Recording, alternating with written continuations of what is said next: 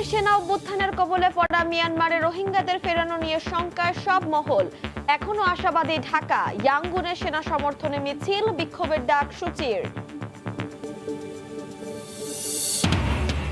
রাজধানীর জন্য বরাদ্দ 4 লাখ ডোজ ভ্যাকসিন, জানালো স্বাস্থ্য অধিদপ্তর। টিকা গ্রহণকারী কয়েকজনের পার্শ্ব প্রতিক্রিয়া দেখা দিলেও দ্রুতই হয়েছেন সুস্থ।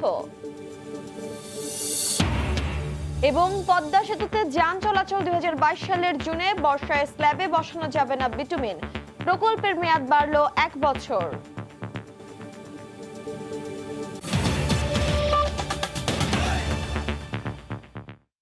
সময় সংবাদের সঙ্গে আছি আমি তানজিলা খান মিম।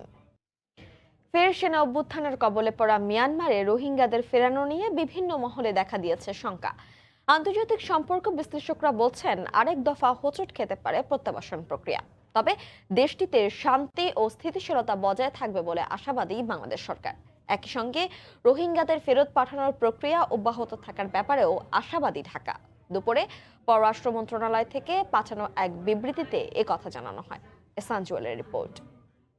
তারা কজন নেবে তারাও একটা বলেছে। 19 জানুয়ারি চীনের মধ্যস্থতায় দুই দেশের মধ্যে বৈঠকে শুরু হয়েছিল বরফ গলা। চলতি মাসের প্রথম সপ্তাহে সূচি সরকারের কর্মকর্তাদের সঙ্গে আরেকটি বৈঠকে বসার কথা বাংলাদেশের, যেখানে প্রথম দফা রোহিঙ্গা প্রত্যাবাসনের বিষয়ে বড় ধরনের অগ্রগতির প্রত্যাশায় ছিল বাংলাদেশ।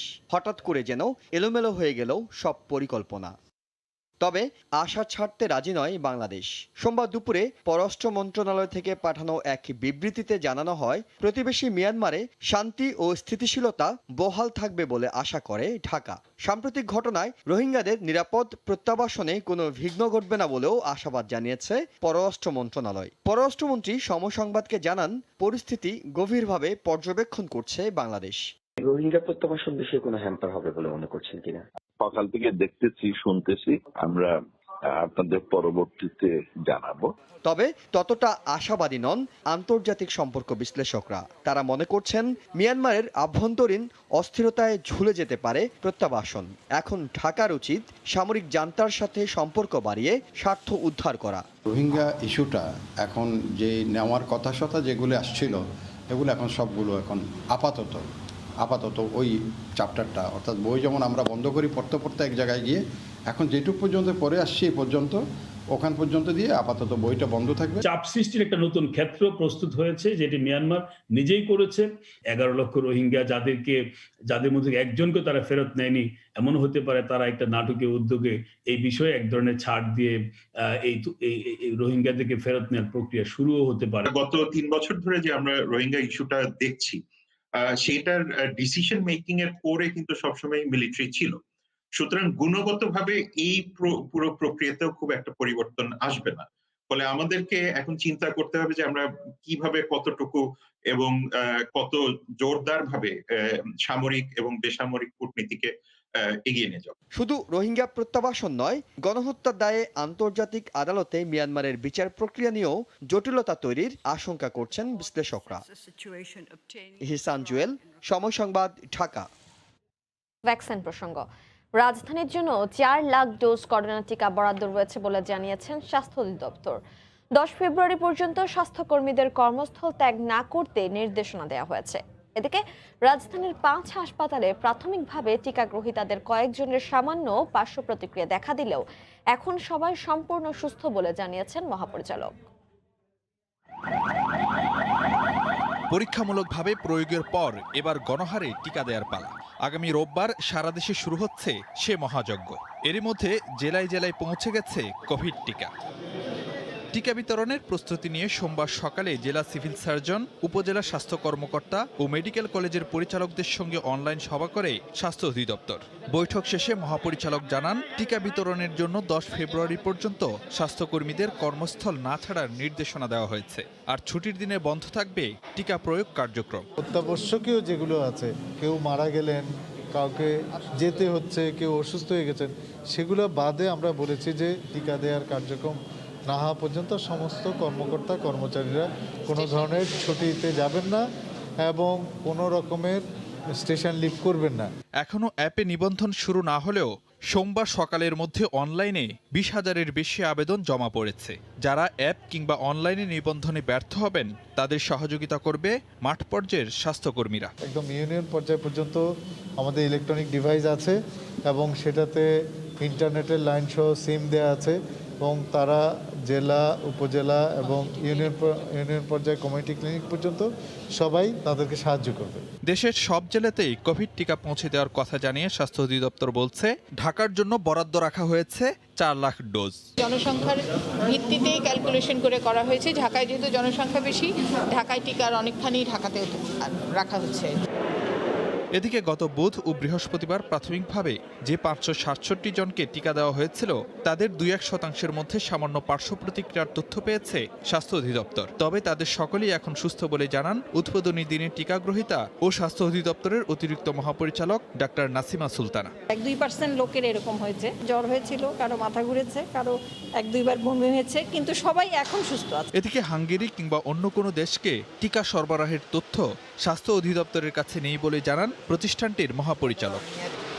ফারুক ভিয়া, রবিন, সময় সংবাদ, ঢাকা। দেশের সব নাগরিকের স্বাস্থ্য সংক্রান্ত তথ্য নিয়ে কেন্দ্রীয় ডাটা ব্যাংক তৈরির কাজ শুরু হয়েছে জানিয়ে সংসদে স্বাস্থ্যমন্ত্রী বলেছেন, দুর্নীতি করলে কাউকেই ছাড় দেওয়া হয়নি। সকালে একাদশ জাতীয় সংসদের শীতকালীন অধিবেশনে তিনি আরো বলেন, পরিকল্পনা মতো দেশের মানুষের কাছে টিকা পৌঁছে দেওয়ার কাজ চলছে। অধিবেশনে শেখ হাসিনা মেডিকেল বিশ্ববিদ্যালয় খুলনা বিল 2021 পাশ করা হয়।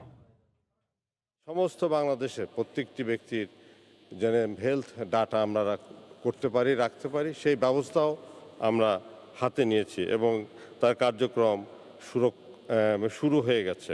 আমাদের আশেপাশের খুব কম দেশে ভ্যাকসিন পেয়েছে, আনতে পেরেছে। আমরা ভ্যাকসিন নিয়ে আসছি এবং রোল আউট করেছি। 7 তারিখে আর উদ্বোধন হবে এবং অলরেডি সারা দেশব্যাপী কার্যক্রম শুরু হবে।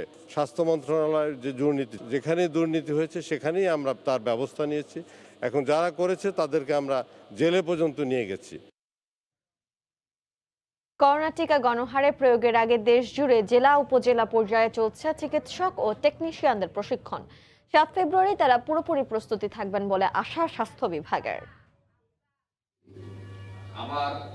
করোনা ভ্যাকসিন দিতে নগরীতে 65টি কেন্দ্র স্থাপন করেছে চট্টগ্রাম সিটি কর্পোরেশন। এজন্য 380 জন টিকাদান কর্মী এবং স্বেচ্ছাসেবক প্রস্তুত করা হয়েছে। প্রথম পর্যায়ে চিকিৎসক ও টেকনিশিয়ানদের প্রশিক্ষণ কার্যক্রম শুরু হয়েছে। প্রশিক্ষণ শেষে তারা ধারাবাহিকভাবে 4,56,000 ডোজ করোনা টিকা প্রদান করবেন। সর্বমোট আমাদের 65টি টিম কাজ করবেন। প্রতিটা টিমে 2 জন করে ভ্যাকসিনেটর থাকবেন এবং 4 জন স্বেচ্ছাসেবক থাকবেন। যদি কোনো পার্শ্ব প্রতিক্রিয়া দেখা যায় এটা আমরা ব্যবস্থা নিতে পারবো তাৎক্ষণিকভাবে। করোনা টিকাদান কর্মসূচি সফল করতে বরিশালে 2 ধাপে 10টি উপজেলার 54 জন চিকিৎসক ও স্বাস্থ্যকর্মীকে প্রশিক্ষণ দেওয়া হচ্ছে। তারা নিজ নিজ উপজেলায় গিয়ে ভ্যাকসিনের সঙ্গে সম্পৃক্তদের প্রশিক্ষণের পর টিকাদান কর্মসূচি শুরু করবেন। উপজেলা লেভেলে 3টা করে টিম থাকবে এবং প্রত্যেক ইউনিয়নে 1টা করে টিম থাকবে।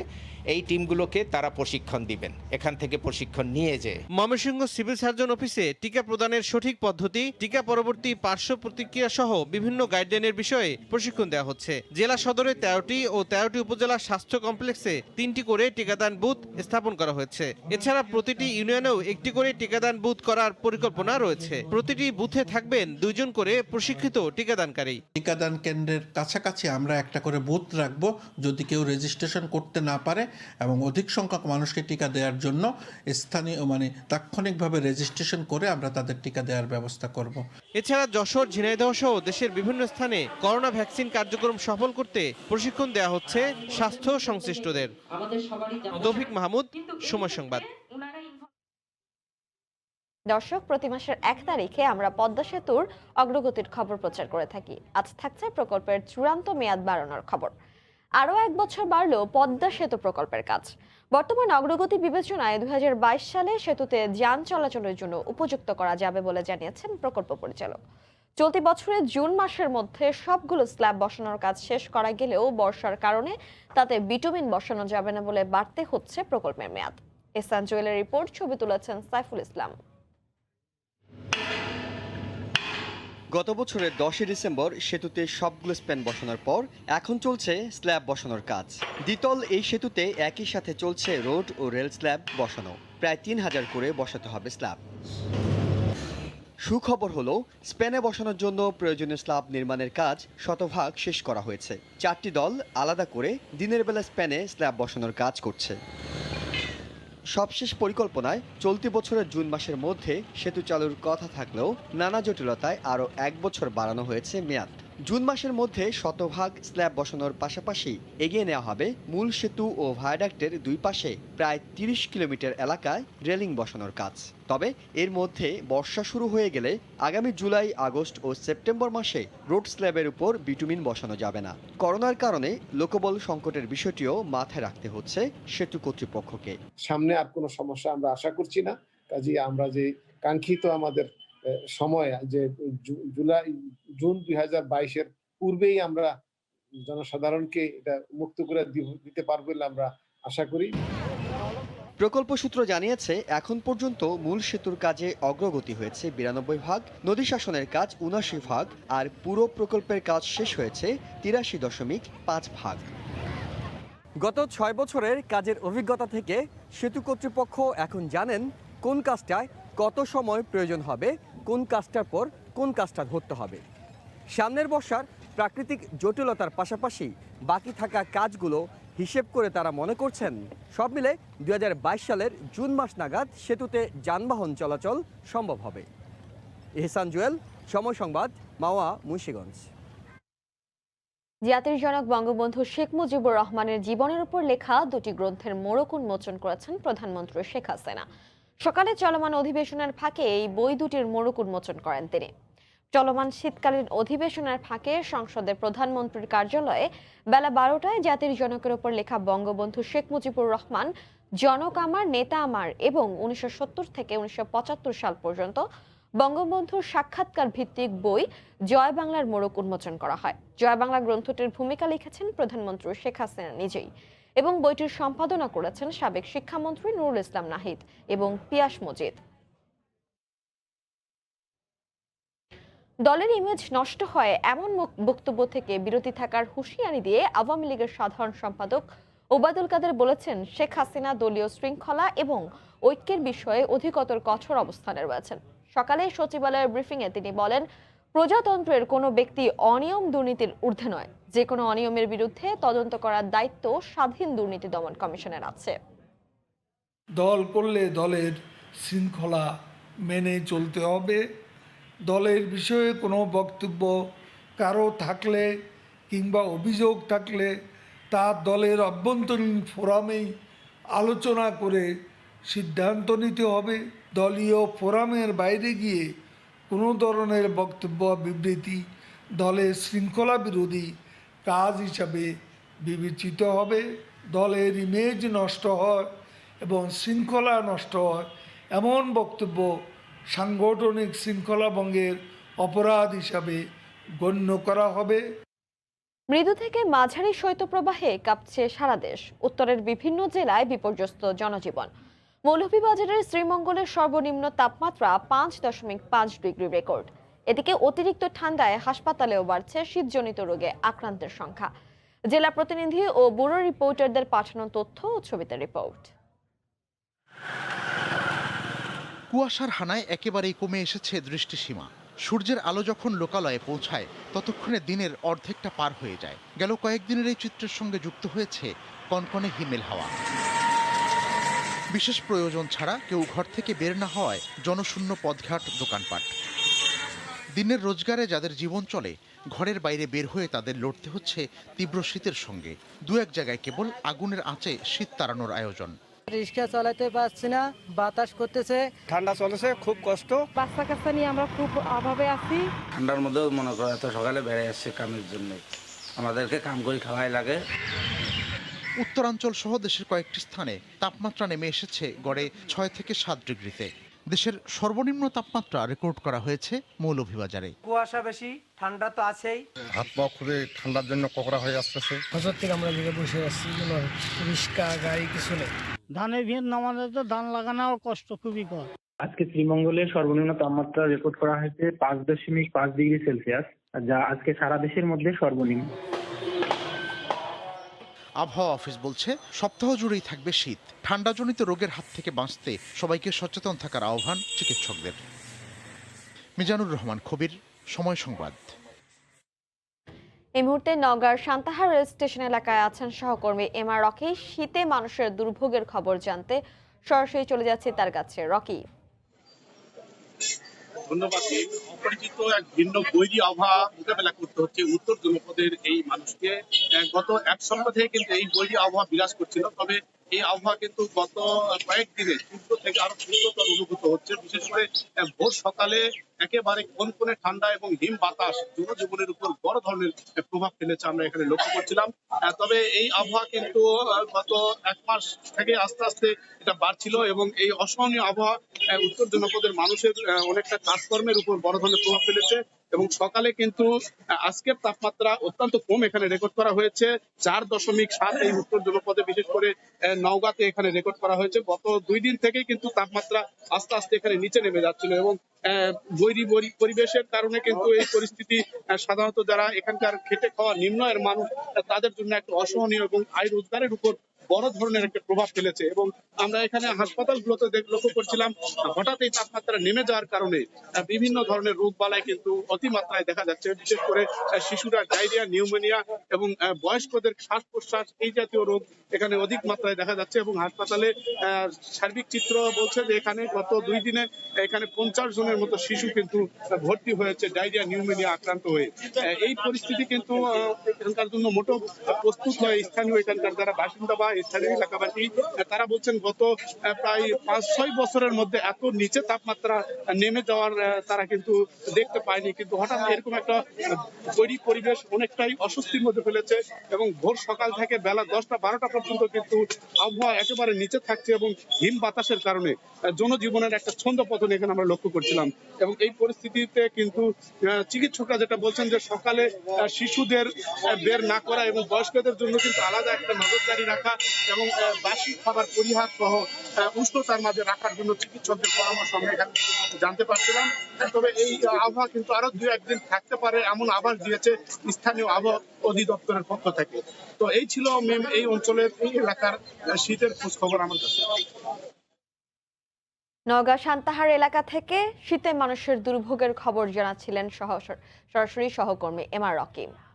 জাতীয় পরিচয়পত্রে ঠিকানা গ্রামের বাড়ির, অথচ কয়েক দশক ধরে বাস করেন রাজধানীতে। এ কারণে বয়স্ক ভাতার তালিকার বাইরে অনেক বয়োবৃদ্ধ। আবার অনেকের অভিযোগ ভাতার জন্য টাকা দাবি করা হয় তাদের কাছে। সমাজসেবা অধিদপ্তর বলছে রাজধানীতে 40% মানুষকে ভাতা দেওয়ার জন্য খুঁজে পাওয়া যাচ্ছে না। শফিকুল ইসলামের ক্যামেরায় এমআর আমিনের রিপোর্ট। জীবনের ক্রান্তি লগ্নে জব্বর আলী, বয়স 90-এর কোটায়। প্রায় 40 বছর ধরে রাজধানীতে দিনমজুরের কাজ করছেন তিনি। আইডি কার্ডের ঠিকানা নেত্রকোনা হওয়ায় ঢাকায় থেকেও ভাতা পান না। অন্যদিকে নিজ ঠিকানায় ভাতা চাইতে গেলে টাকা দাবি করা হয়। দেশে গেলে 4 টাকা আমি দিতে পারি না, কার্ডও আমি পাই না। আবার অনেকে আছেন যাদের ন্যাশনাল আইডি কার্ড ঢাকার ঠিকানায় করা। ভাতা পাওয়ার সব শর্ত পূরণ করেও ভাতা না পাওয়ার অভিযোগ তাদের। ঢাকার বর্ডার যান আমরা কোনো কিছু পাই না, কোনো ভাতা ভুতা কিছু আমরা পাইতাই না। আমার স্বামীর কার্ডের ভাতা চাইতে গেলেও দেয় না, ঘোরায়। এসব অভিযোগের বিপরীতে এই কার্যক্রম সফল দাবি করে সমাজসেবা অধিদপ্তর বলছে ভাতা দেওয়ার জন্য রাজধানীতে 40% মানুষকে খুঁজে পাওয়া যাচ্ছে না। আমাদের নীতিমালায় বলেই আছে সে যে এলাকায় পার্মানেন্ট অধিবাসী সেই এলাকা থেকেই ভাতা নেবে। একদম নিরপেক্ষভাবে নির্ভুলভাবে আমাদের এই প্রক্রিয়াটা সম্পন্ন হচ্ছে।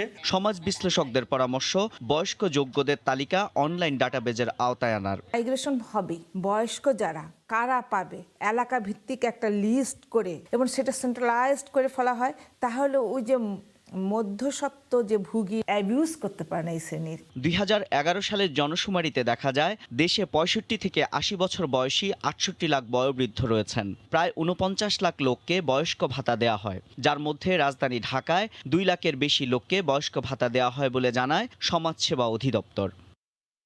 এমআর আমিন, সময় সংবাদ, ঢাকা। জামানত নেই তাই টাকা দেয় না ব্যাংক। চড়া সুদ জেনেও বাধ্য হয়ে বগুড়ার শাহবিলের হস্তচালিত তাঁত শিল্পরা হাত পাচ্ছেন এনজিও আর দাদন কারবারিদের কাছে। এমনকি কাঁচামাল সংগ্রহ প্রতারণার শিকার পাচ্ছেন তারা। স্থানীয় প্রশাসন বলছে নিয়মনীতির সীমাবদ্ধতায় ঋণ দেওয়া যাচ্ছে না ব্যক্তি পর্যায়ে, যদিও অর্থ আর দক্ষতার সংকট কাটাতে উদ্যোগ নেওয়ার আশ্বাস দিচ্ছে এসএমই ফাউন্ডেশন। আল মামুনের তোলা ছবিতে আরো জানাচ্ছেন জুবায়ের ফয়সাল। তখনও সূর্য ওঠেনি, কিন্তু খটখট শব্দে মুখর শাওইলের ঘরবাড়ি।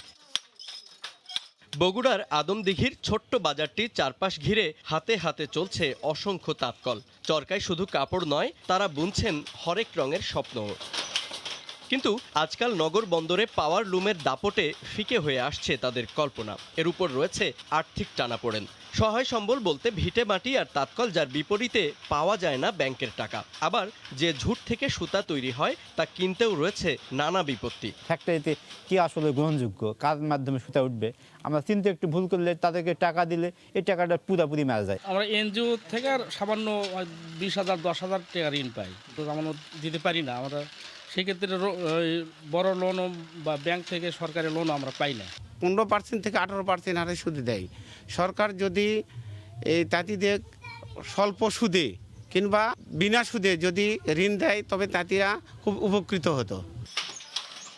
স্থানীয় প্রশাসন বলছে সরকারি নীতির সীমাবদ্ধতায় ইচ্ছা থাকলেও ঋণ দেয়া যায় না উদ্যোক্তাদের। যদিও সরকারি দপ্তরগুলোর অসহযোগিতায় উদ্যোক্তাদের ভাগ্য বদলাচ্ছে না বলেই মনে করছে এসএমই ফাউন্ডেশন। সংস্থাটির আশা, প্রণোদনার নতুন তহবিলে বদলাবে পরিস্থিতি। 10 জনের গ্রুপ করে এখানে প্রত্যেককে সর্বোচ্চ 30,000 টাকা করে ঋণ দেওয়া যাবে।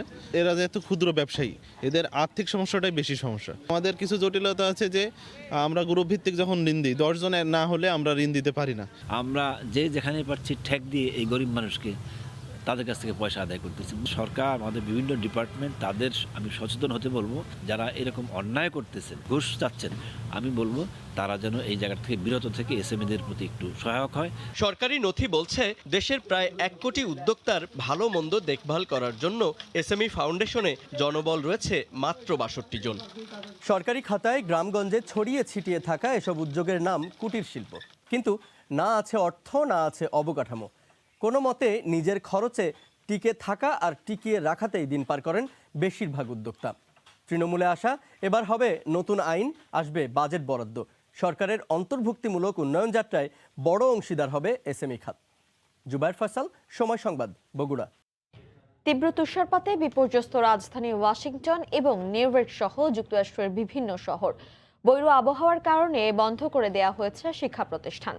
তুষারপাতের পাশাপাশি তুষার ঝড়ে চরম ভোগান্তিতে পড়েছেন সাধারণ মানুষ। আগামী 2 দিন এই তুষারপাত অব্যাহত থাকতে পারে বলে পূর্বাভাস দিয়েছে দেশটির আবহাওয়া বিভাগ।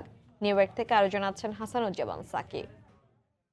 আগামী 2 দিন কিন্তু টানা তুষারপাত হবে এবং টানা তুষারপাতে জীবন বিপর্যস্ত হয়ে পড়বে খুব স্বাভাবিকভাবেই, কারণ আবহাওয়া অধিদপ্তর খুব জোরালোভাবে এবারে তুষারপাতকে কিন্তু পূর্বাভাস দিয়েছে যে এইবারের তুষারপাতটি বেশ কঠিন হবে এবং জনজীবন খুব একটি পর্যুস্ত অবস্থায় পড়ে যাবে, নাজেহাল অবস্থায় পড়ে যাবে, জনজীবন থমকে যাবে।